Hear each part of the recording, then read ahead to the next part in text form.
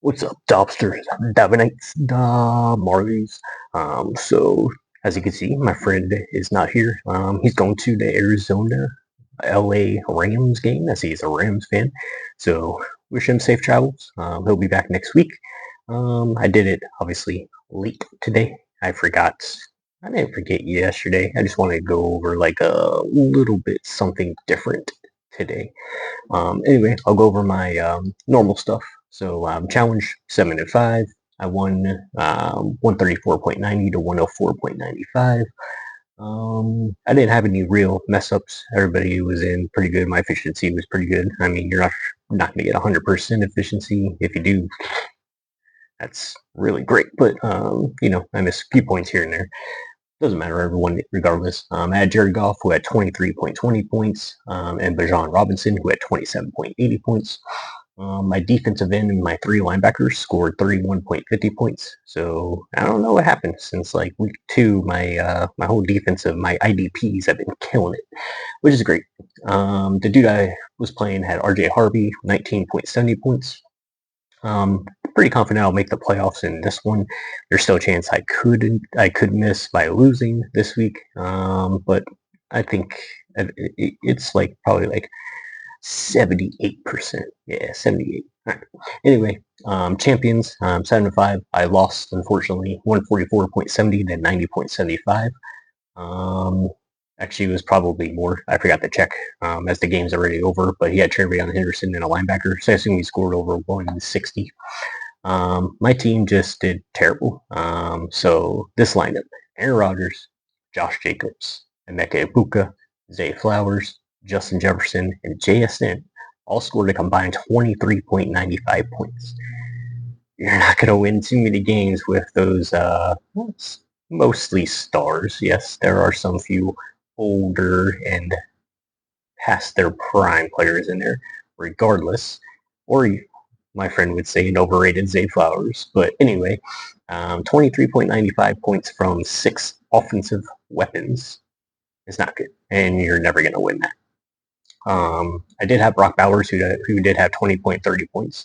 The dude I played had Jared Goff at 23.20, DeAndre Swift at 20.20, and then his defensive line and defensive back had 22.50 points. It's not that everything went right for him, but everybody was, consistent, hitting around, the 8 to 16 range, besides Jared Goff and DeAndre Swift. It was just a bad week for me to have, I'm just going to say, honestly, Josh Jacobs, Justin Jefferson, and JSN and Emeka Ibuka not score that well. I think, in all honesty, Zay Flowers got me negative 0.40 because he fumbled. Appreciate you. Anyway, so the final league, Evans League, 7-5. I lost. It was actually Trevion Henderson versus Drake May, and I had a 4-point lead, and Drake May killed it, like always. Maybe MVP this year. We'll have a discussion next week. See what my friend says. Anyway, no real mess ups. Not in any of my leagues, honestly. It's just a bad week, and it was, and I'm gonna get to that. It was a bad fantasy week, anyways. Anyway, I had Patrick Mahomes, who had 38.55 points, Brock Bowers, who had 26.30 points, and I went against Nico Collins, who had 24 points. The top 5 this week, the quarterbacks: Patrick Mahomes had 32.05, Jordan Love had 28.10, Marcus Mariota had 26.20, Bryce Young had 24.60, and Dak Prescott had 24.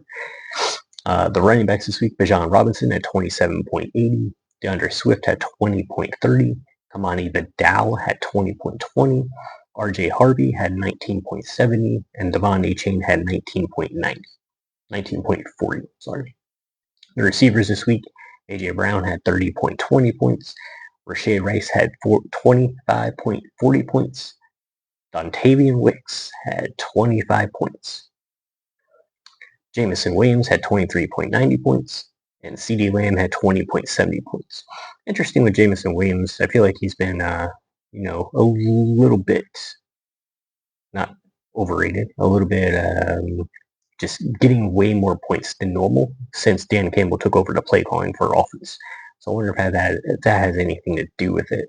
Coincidentally, also, Detroit hasn't been playing as well as they usually do. They're usually bailed out by Jahmyr Gibbs, 80-yard, 60-yard, 45-yard breakout rush for a touchdown. And in this case, Amon-Ra didn't play. So I don't know. It's just something to watch. I'm thinking that Detroit still might make the playoffs, but I don't know if they're going to go that far this year, just because of Dan Campbell taking over play calling. I don't think he's that bad of a play caller. I just think maybe he's forcing it to his stars and maybe not letting Jared Goff have free range. I don't know. Could be anything. Anyway, tight ends, finally. Brock Bowers had 20.30 points. Trey McBride had 18.20 points. Zach Ertz had 18.60 points. Travis Kelce had 13 points. And Brenton Strange had 12.60 points. So that's it for that. So I wanted to mention, or what I want to talk about this week is schemes. So, like, obviously, since I'm a Bears fan, I watched it and we schemed the hell out of the Eagles. Ben Johnson did his homework. He knew exactly what he was doing, and he opened holes and put the receivers, the tight ends, and offense linemen in perfect position to get blocks. And we had two 100-yard rushers. And I don't think the Eagles have given up a 100-yard rusher in 3 years since 2022. I think that was a stat. And like, you'll get these types of play calling or games where the head coach takes over and just has everybody in the right scheme and just knows where to go because he did his homework and knows what to do in specific situations to get the first down, to get yards, to get the touchdowns, etc. This week was one of those weeks where it was everybody didn't score that much. We had, like 6 of the 7 daytime games, and then probably the rest of the 3 at the 4 o'clock games were low scoring or defensive one games where the defense got defensive touchdowns or lots of fumble recoveries in like the 20. So 2 things to bring up, and that's why fantasy is so unpredictable and so fun, because you don't know. It's not 100% guarantee who's going to go off. You obviously have those players like Bijan Robinson and JSN and Puka Nacua, etc.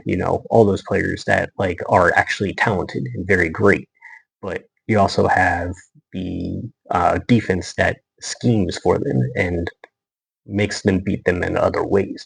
And it felt like this week was one of those weeks where everybody was just shut down. Like their main player of every single team was shut down. Of course, you had the Bijan Robinson, Devon Achane, and then Devon Achane, and then you had Puka Nacua and whatnot who got theirs and still provided a lot of points. Who else was there? AJ Brown. That's not really good because he finally did good the last couple of weeks. Rashay Rice, there we go. He's usually consistent. But anyway, you got your consistent players, but that was only 3 or 4 of them. That's why it's so important to get one of those players that will have those big games. So in the challenge, I have Bijan Robinson, and champions, I have Brock Bowers, JSN, and Justin Jefferson. But when no one's expecting JSN and Justin Jefferson to combine for 6 points maybe, 4 receptions total for both. Like that's just unheard of. So you just get those weeks, and this is one of those weeks, and it sucks that it's like close to the playoffs, and we need that win, and you just don't get it because your player just doesn't do as good. Anyway, that's what I wanted to stress is the importance of how unpredictable the NFL can be at times. This week is perfect example of very few stars or players who get a lot of points typically didn't score that well this week. And then you have like the ones that get between 8 and 16 still being consistent and getting those 8 to 16 points adding up, and eventually your team loses, even though you have the better players. So that's why fantasy football is so fun. But that's why there is no experts in this fantasy game. I'm not an expert. I'm a what do you call it, student of the game, where you watch, you take analysis. It's pretty much just like being a statistician, and you want to go based off what has occurred in the past, and then what is going to occur when your player plays certain teams.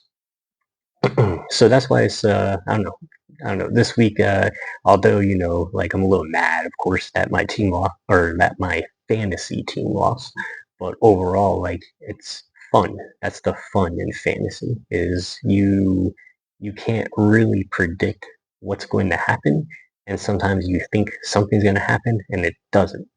So, like, I don't know, just something to think over. But anyway, for dynasty purposes, the importance is, and I've been saying this all year, as well as my friend, you got to get that one or two players that will just go off and have like these 40-point games. Bijan Robinson, 27.80, AJ Brown, 30.20, Brock Bowers, 20.30 points. Like, you need those players. So it's important to get those. Of course, you want to get like the consistent ones too. So you have to have like a nice balance of consistency, as well as the ones that will go off. Sometimes they'll give you 8 points. Sometimes they'll get you 30. Like, that value is so huge, and the spread of it. So I don't know. That's all I wanted to go over. This is going to be a short video today. My friend will be back next week, and then hopefully I will be in the playoffs, and we'll let you know. See you, Topsters.